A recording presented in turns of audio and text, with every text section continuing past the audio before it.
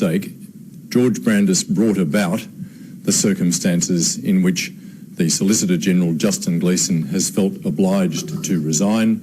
It's a sad and unnecessary resignation. George Brandis should be the one who resigned, and if he won't resign, Mr Turnbull should sack him. And I say that he should be sacked on the simple basis that Malcolm Turnbull himself outlined from opposition, which is that misleading the Parliament is a very serious offence, and the penalty for that offence is clear. It's that the Minister should resign or be sacked. I've written to the Prime Minister today to ask him to ensure that there is a transparent process for the appointment of the replacement for Justin Gleeson as Solicitor General, the person who will occupy the position as the 12th Solicitor General of the Commonwealth. The reason I've written to Malcolm Turnbull is that George Brandis, it's clear, cannot be trusted to conduct this process properly. He's someone that's shown over the past several months that he has no respect whatsoever for the integrity of the office of the Solicitor General, has no respect whatsoever for the independence of the Solicitor General, and has been determined to achieve a situation where the Solicitor General simply expresses the view of George Brandis himself. It's been a hallmark of this government that the government cannot accept criticism from statutory officers, cannot accept criticism from secretaries of departments. We've got three examples currently before us. We've got the disgraceful revelation in the letter that's finally been released after months and months of effort and tens of thousands of dollars in legal fees spent by the government resisting, months of effort by my colleague Joel Fitzgibbon, which has produced the letter, an extraordinary letter written by the Secretary of the Department of Agriculture, Paul Grimes, to his Minister, the Deputy Prime Minister, Barnaby Joyce, in which Paul Grimes expresses his lack of confidence in the integrity processes surrounding Barnaby Joyce, and this of course arose from Barnaby Joyce having manipulated the Hansard, probably falsified the Hansard to produce a different state of affairs. He, Paul Grimes, was sacked. We can look at the position that the President of the Human Rights Commission, Gillian Triggs, has been placed in by repeated attacks by ministers of this government, by the Attorney-General himself, and disgracefully on repeated occasions in a boorish and discourteous way by the lackeys of George Brandis, and I'm there referring to Senators McDonald and O'Sullivan in the Senate committee. And then we come to Justin Gleeson himself.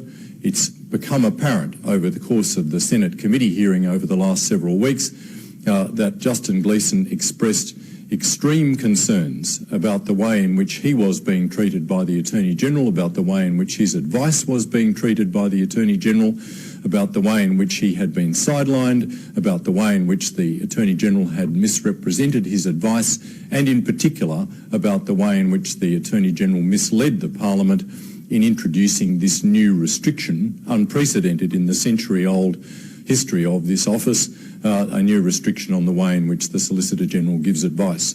So I have called on the Prime Minister in a letter today to make sure that the process is conducted in as transparent a manner as possible. I've suggested that the process should be overseen by the Secretary of the Department of the Prime Minister and Cabinet. That's one way to do it, but it's a whole of government position. It cannot be left to Senator Brandis to hand-pick the replacement Solicitor General. We've seen the way in which Senator Brandis goes about appointments, with the way in which he appointed some 37 members of the Administrative Appeals Tribunal on the eve of the caretaker period just before the election, without any selection process, to very high-paying jobs in the order of $370,000 a year, many of these 37 being people with Liberal Party connections.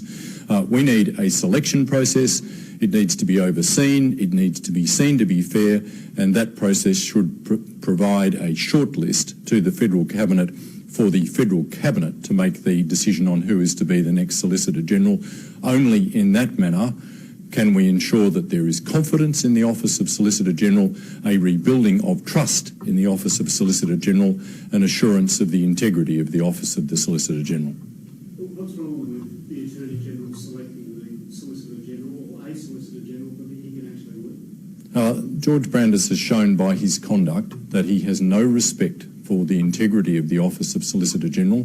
He's shown that he's someone that does not want to receive frank and fearless advice. What Australians deserve, what this country deserves, is an eminent lawyer as Solicitor General who will give frank and fearless advice. Australians can no longer trust this Attorney-General to get that selection process right, and he has demonstrated that repeatedly over recent months in the way he has treated the Office of the Solicitor General. Will Labor work with the new Solicitor General? Of course, Labor will work with all statutory office holders, all secretaries of departments who are appointed on contract, and I would point to the way in which Labor governed over 6 years between 2007 and 2013 as a demonstration of the way in which Labor does govern with statutory appointees. Are you saying there's a difference between the Labor coalition deals with statutory appointees? Absolutely. This coalition government, like the Howard government, has set out to attack people who are appointed by Labor, failing to reappoint people who are appointed by Labor as if, ridiculously, somehow it was a disqualification from office or continuation in office that you had been appointed by Labor. That is not the way Labor government operates, but it has been, regrettably, the way in which this government has operated, including the removal of secretaries of departments, the sacking of Paul Grimes, the attack on Gillian Triggs, and now this attack on the integrity of the Office of the Solicitor General,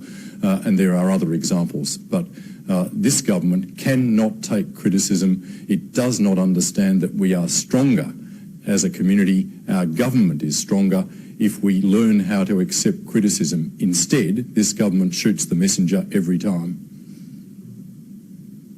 Unless there are other matters, thanks very much. Okay, so that was live from Melbourne. The Shadow Attorney-General Mark Dreyfus maintaining his call for the Prime Minister to sack the Attorney-General George Brandis. That was after the resignation of the Solicitor-General Justin Gleeson yesterday. Mr Brandis there also calling for a fair process to decide who the new Solicitor-General should be.